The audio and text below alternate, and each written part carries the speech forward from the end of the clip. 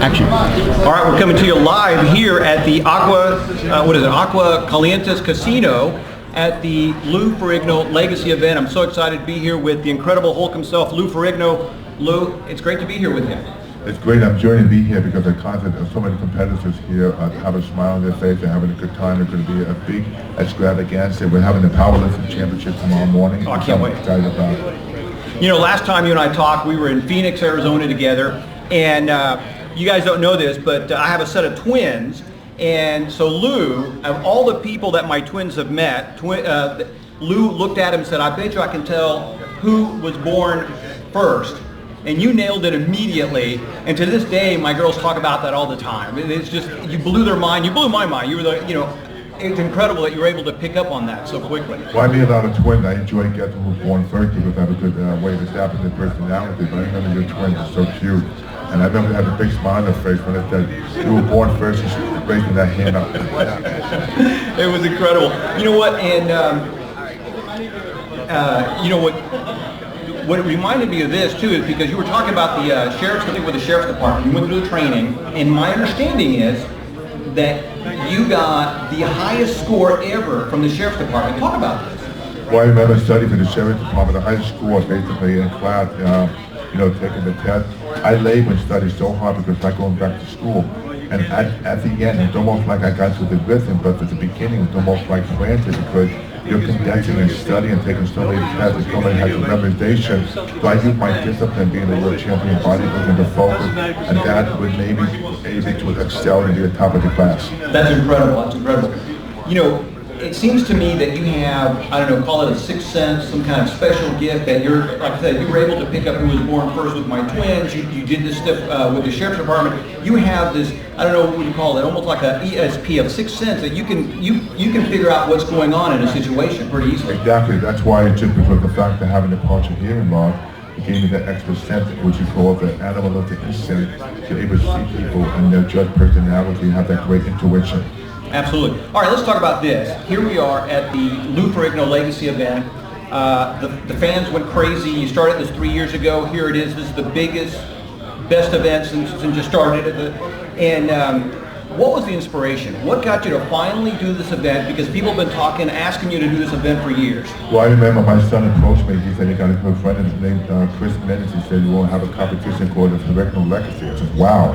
So I said, why not give it a chance? They want to put their heart and soul into it. And I knew because for me to stamp my name on it had to be successful. I wanted to vouch myself. So I knew I had to trust them. So after the first competition, competitors kept coming back because getting inspired.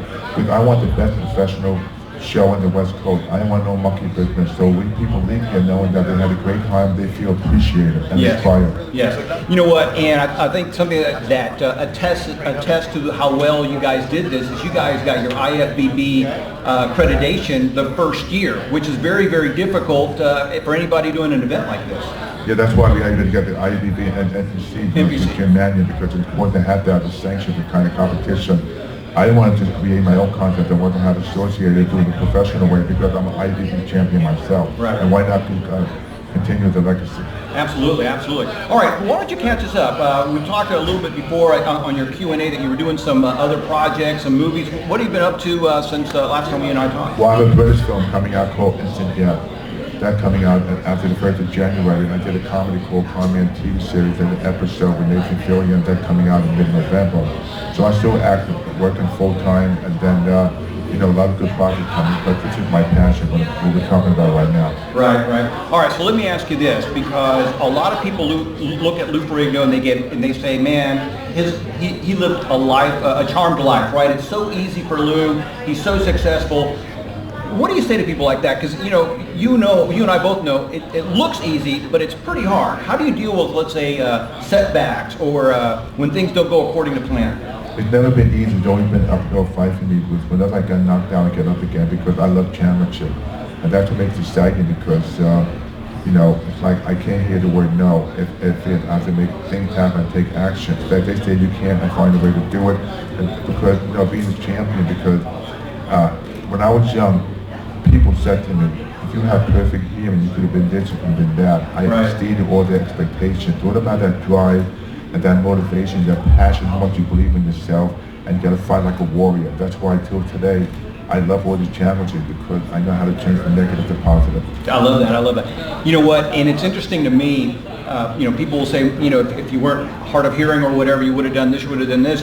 And sometimes that's not true. Sometimes that was a gift that helped you, to keep going, because maybe it was a little bit harder, right? And I think it's also interesting what you said earlier about how a lot of bodybuilders, champion bodybuilders, have had, domestic issues, a lot of relationship issues with their father. You talked about your father. We know about Arnold and his father. I'm trying to, and when you said that, it was so funny because I looked at my relationship with my dad. I said, man, son of a gun, he's right. We have this thing to, I guess, make ourselves better, bigger. We want to succeed. Well, they say you can choose your friend, but you can't choose your parent. That's right. So I've taken the best from my father, and all the dreams my father had, I've become. Right. Because I'm more of an action taker, and the truth is I've learned for that. That's why, like I said before, I built his body as a shield, because when you get older, you get picked on. Yes. Like my father was kind of abusive, so I want to be so powerful that I can't penetrate the shield. So that's what happened to a lot of pro bodybuilders. They have that inferiority complex, but being compensated in a positive way when you go into competition. Yeah, absolutely. Yeah, my father and your father cut out of the same cloth, same scenario at my house. And it's interesting that, again, because I've talked to Arnold about this, it's probably a good thing that we didn't have this idyllic relationship with our parents, because maybe we would not have been as successful. We wouldn't have been obsessed about becoming bigger and better. So again, it's a negative, but you and I have used it as a positive. Oh, definitely, because if I never done bodybuilding in my life, I wouldn't be what I am now, and God knows what I would have been doing, because I would probably have an average job. But I always felt like I never wanted to take a second seat to anyone. I knew I had to work harder than the average person, because my hearing may not be perfect there, but I'd like to maximize what I have, what I can do. That's the whole key. You maximize your own personal power. That makes you very successful. Absolutely. You know what? And people are always asking for the secret to success. What's the shortcut? What's your answer to the secret of success?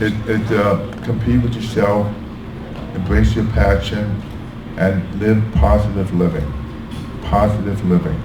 You have up and down, but you can change yourself. I follow my dream. I'm never going to give up. And surround yourself with positive people. That's important. Absolutely, absolutely. You and I have talked about this before. It's the biggest shortcut is busting your butt. Yes.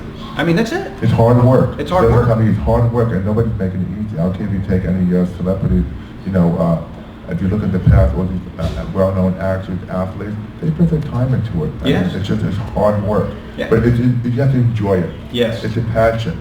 It's not like, for example, bodybuilders. It's not like I'll give you an example. To be a champion bodybuilder, you have to love pain.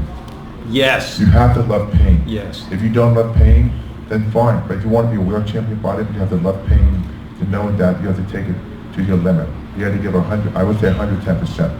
Well, what's interesting too is I think that's a great analogy for being successful in anything. You have to love a certain amount of pain. You have to be able to tolerate it and push through it, because whether it's bodybuilding or being an actor or a songwriter, or here you are, you're a best-selling author, all these things come, we face that fear wall, that wall of fear, and we have to push through it. We have to deal with our pain, and I think that's another secret to success. You got to be willing to go through that. Exactly. You have to overcome that fear factor. Absolutely, absolutely. Listen, I know that you got a lot of people waiting for you, but I want to give you an opportunity to give a shout out to the fans who are looking at this live, and what would you want to tell them about the Lou Ferrigno Legacy event? I should say, the best show in the West Coast. Come here, have a great time. And if you don't get a chance to see it, if you can't attend the show, it's live streaming, $2.99 all over the world, high definition. Check it out this weekend, and hopefully to see you, and embrace your passion. God bless you. I love that so very much, Lou. Thank you so much. Good to see you again. So.